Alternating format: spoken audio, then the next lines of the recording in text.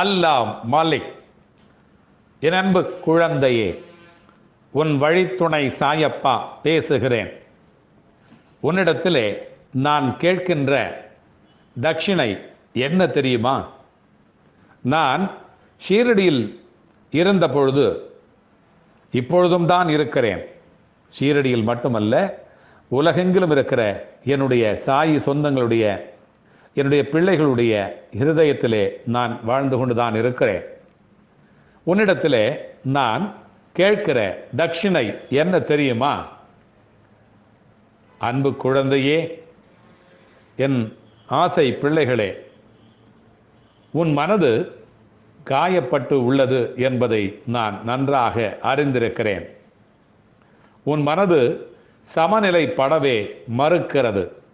உன் வாழ்க்கையில் நீ எதிர்பார்த்த விஷயம் நடக்கவில்லை என்று நீ மிகவும் வருத்தத்தில் உன் உடலும் கூட நலிவடைந்து விட்டதையும் நான் அறிந்தே இருக்கிறேன். உன் உணர்ச்சிகளை அடக்கி அடக்கி வைக்கிறாய். உன் கோபத்தையும் நீ அடக்கி அடக்கி வைக்கிறாய். பெருமளவில் உன் எதிர்காலம் பாதித்து விடுமோ என்று பயந்து நடுங்குகிறாய். மன அமைதியும் பாதுகாப்பு உணர்வும் இல்லாமல் விரக்தியை வார்த்தைகளில் தடவி அதையே மற்றவர்களிடம் பேசி வந்ததனால் உன் நிலை என்ன என்பதை அவர்கள் தெரிந்து கொண்டு உன்னை விட்டு ஒதுங்கி விடுகிறார்கள். எனவே உனது விரக்தியை, உனது தோல்வியை அவர்களிடத்திலே காட்டாதே.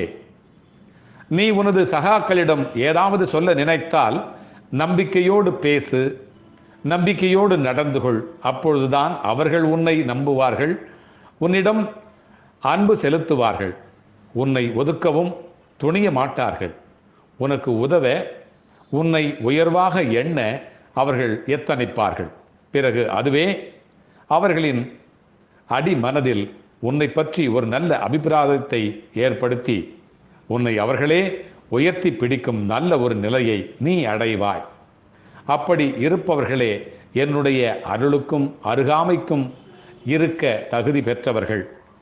மகிழ்ச்சியை நான் உனக்கு தருவதற்கு முடிவெடுத்து விட்டேன். அதை நீ நம்ப வேண்டும். என்னை நீ நம்புவதே நீ எனக்கு தரும் காணிக்கையாகும். நான் முதலிலே சொன்னது போல அந்த காணிக்கையை மட்டுமே உன்னிடத்திலே நான் எதிர்பார்க்கிறேன். பணமும் பொருளும் நான் தந்தால் மட்டுமே எனக்கு பிள்ளைகள் அல்ல. எனக்கு தட்சிணை தருவார்கள். அதை அன்றைய நாள் முழுவதும் வருகிற ஏழைகளுக்கு தந்துவிட்டு, சீரடியிலே உனக்கு நன்றாக தெரியும் சாயப்பா என்ன செய்தேன் என்பதை நீ அறிந்திருக்கிறாய். ஒரு நாள் முழுவதும் எனக்கு தட்சிணை தருவார்கள் என் பிள்ளைகள். அந்த தட்சிணையை அன்றைய நாள் முழுவதும் வருகிற ஏழைகளுக்கும் என்னுடைய பிள்ளைகளுக்கும் தந்துவிட்டு, இரவிலே நான் உறங்கச் செல்லுகையிலே என் ஜோல்னாப்பை காலியாக இருக்கும். அதிலே ஒரு தம்பிடி காசு கூட இல்லாமல் நான் பார்த்து கொள்வேன்.